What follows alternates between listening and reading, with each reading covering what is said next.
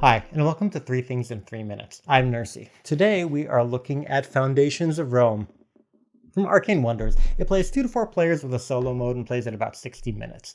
What it's about, Foundations of Rome is a competitive real estate drafting and tile-laying game of building ancient Rome. Each round, players will take one of 3 actions. You can obtain your income in silver, you can buy a deed to a lot on the grid-like board in a rotating market, or you can use your own lots to place one of 3 types of buildings on the board. Residential, which increases your population, commercial, which will augment your income and gives you victory points, and civic, which scores points based on the surrounding buildings. An era ends when 1/3 of all the lots have been bought, and then players will score based on their buildings and whoever is leading and having the largest population. After 3 rounds, whoever has the most points wins. So what I like, the most striking feature of Foundations of Rome is its table presence. The buildings are made of highly detailed miniatures, and once you've laid them out on the board, you have a remarkable view of the streets of Rome. And the core gameplay is streamlined and easy to jump into with a simplified economy, so you only pay for the cost of the lots rather than the buildings themselves, and upgrading the buildings is as simple as replacing them with bigger ones.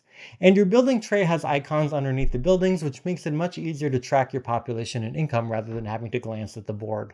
And the population scoring is also novel in that if you're not in the first place, you actually score for the population of the person ahead of you, letting you focus on other things while you gain benefits from other players, or conversely, making you think about how you can avoid inadvertently helping others.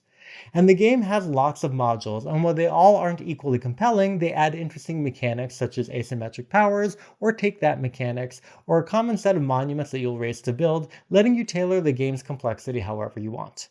Now, points to consider. As amazing as this game looks, it is really fairly heavily produced, so much so that you may wonder if you want to give up that much shelf space for what's essentially a luxurious medium-light strategy game. And the buildings themselves are color-coded by type, with the ownership marked by small colored plastic squares, so especially tracking larger buildings for adjacency, it's not easy to quickly figure out who owns what. And a lot of the market is itself less dynamic than it appears because it's rare that you'll have the funds or the interest to buy one of the more expensive lots. And how lucky you get in getting the deed you want in the era that you want before another player gets to it will really affect how successful you are in the game, especially because you'll want to build the larger buildings and they require multiple adjacent lots. So in summary, it's a tile-laying city-building game of ancient Rome with a streamlined economy, though it has a somewhat less dynamic market. It has an amazing table presence, though getting the buildings themselves can be hard to track, and the game size may not be easily justifiable.